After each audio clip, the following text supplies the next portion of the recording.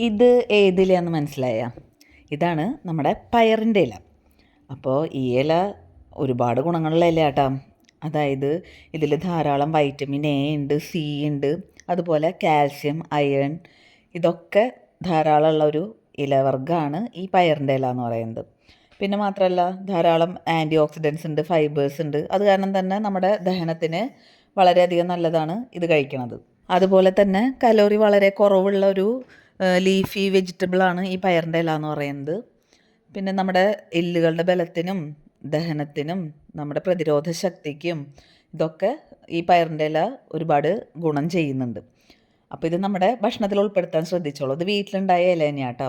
അപ്പോൾ ഇത് ഇതുപോലെ നന്നായി കഴുകിയതിന് ശേഷം ചെറിയ കഷ്ണങ്ങളാക്കി അരിഞ്ഞെടുത്തിട്ടുണ്ട്. ഞാൻ കുറച്ചേ വെക്കണുള്ളൂ. സാധാരണ നമ്മൾ പയറിൻ്റെ ഇല തോരനൊക്കെ വെക്കാറ്. അപ്പോൾ ഇതൊരു തട്ടിക്കൂട്ട് ഒഴിച്ചുകറിയാണ് ഇന്ന് നമ്മൾ നോക്കാൻ പോണം. പെട്ടെന്ന് തീരുട്ടാ. ഇത് പയറിൻ്റെ ഇല വെച്ചല്ല, മുരിങ്ങയുടെ ഇല വെച്ചോ ചീരയുടെ ഇല വെച്ചോ നമുക്ക് ഈ കറി ഉണ്ടാക്കാവുന്നേ ഉള്ളൂ. അപ്പോൾ ആദ്യം നമ്മൾ ചീനച്ചട്ടി അടുപ്പത്ത് വെച്ചിട്ട് അതിലേക്ക് ആവശ്യത്തിന് വെളിച്ചെണ്ണ ഒഴിച്ച് കൊടുത്തു. ചൂടാകുമ്പോൾ അതിലേക്ക് കടുകും അതുപോലെ വറ്റൽമുളകും കുറച്ച് കറിവേപ്പിലയും നമ്മൾ ഇട്ട് കൊടുക്കുന്നുണ്ട്. പിന്നെ നമ്മൾ ചേർക്കേണ്ടത് എരിവിന് ആവശ്യത്തിനുള്ള പച്ചമുളകാണ്. അപ്പോൾ എരിവ് നോക്കിയിട്ട് വേണം പച്ചമുളക് ചേർക്കാനായിട്ട്. പിന്നെ നമ്മൾ നേരത്തെ അരിഞ്ഞു വെച്ചില്ലേ പയറിൻ്റെ ഇല, അത് നമ്മൾ ചേർത്ത് കൊടുത്ത് നന്നായിട്ടൊന്ന് മിക്സ് ചെയ്തെടുക്കണം.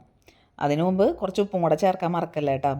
ഇലവർഗ്ഗത്തിലുള്ള കറികളാകുമ്പോൾ നമുക്ക് ഉപ്പ് കുറച്ച് മാത്രം ചേർത്താൽ മതിയാവും. നമുക്ക് പെട്ടെന്ന് തന്നെ അത് ഉപ്പ് പിടിക്കും അതിൽ.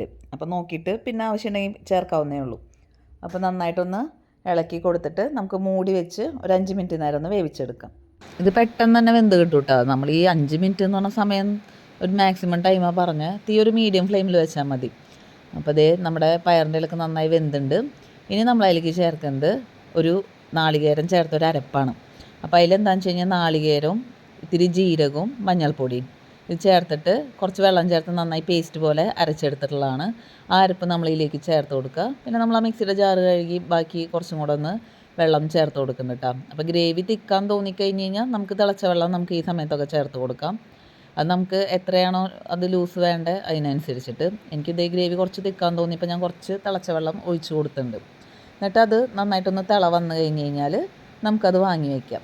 ഇത്രയേ ഉള്ളൂ. നമ്മുടെ പയറിൻ്റെ ഇല വെച്ചിട്ടുള്ള തട്ടിക്കൂട്ട് കറി എല്ലാവർക്കും ഇഷ്ടപ്പെട്ടില്ലേ? അപ്പോൾ വീഡിയോ ഇഷ്ടമായാൽ ലൈക്ക് ചെയ്യുക, ഷെയർ ചെയ്യുക, കമൻറ്റ് ചെയ്യുക, സബ്സ്ക്രൈബ് ചെയ്യുക. താങ്ക്